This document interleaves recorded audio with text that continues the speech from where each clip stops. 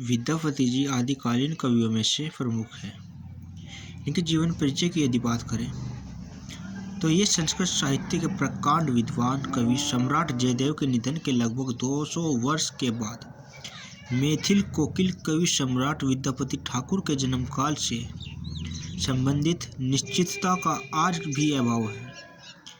गहन अनुसंधानों और विश्लेषणों के बाद विद्वान का अनुमान है कि सन 1380 ईस्वी के आसपास उनका जन्म दरभंगा मंडलांतर्गत वर्तमान मधुबनी जिला बिहार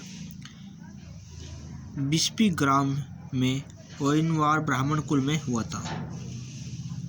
इनकी पत्नी का नाम चंदा देवी एवं पिता का नाम गणपति ठाकुर था। माता का नाम हंसनी देवी था।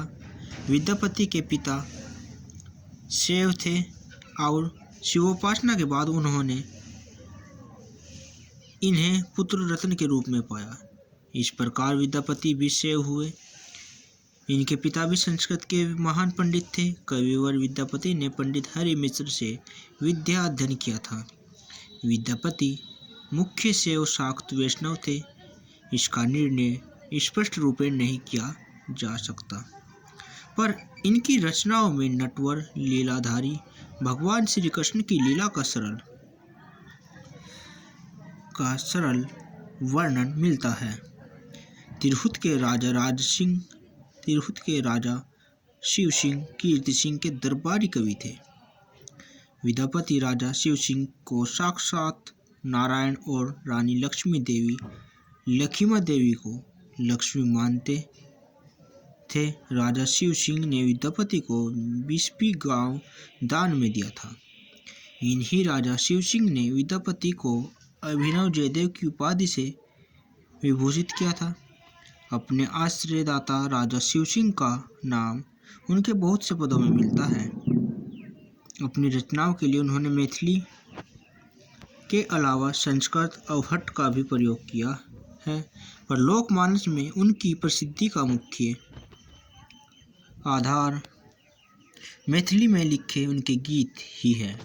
लगभग 85 वर्ष की अवस्था में सन 1448 ईस्वी महाकवि परलोकवास हुआ। श्री नगेंद्रनाथ गुप्त एवं रामकृष्ण बेनीपुरी इनकी मृत्यु सन 1440 ईस्वी में होना स्वीकारते हैं। प्रमुख कृतियाँ संस्कृत में रचित विद्यापति के 10 ग्रंथ उपलब्ध होते हैं। भूपरिक्रमा, दुर्गा भक्ति रंगिनी, शैव सरस्वार, गंगा वाक्यावली, दान वाक्यावली, लिखनावली, विभागसार, गयापतालक, प्रमाणभूत पुराण संग्रह, अर्थकत्य। अवहट्ट और मैथिली में उनके क्रमशः 2 ग्रंथ हैं। कीर्तिलता, कीर्ति पताका, पदावली, गोरक्ष विजय। विद्यापति संस्कृत, प्राकृत, अपभ्रंश, मैथिली, ब्रजबोली, बांग्ला, हिंदी के पंडित थे।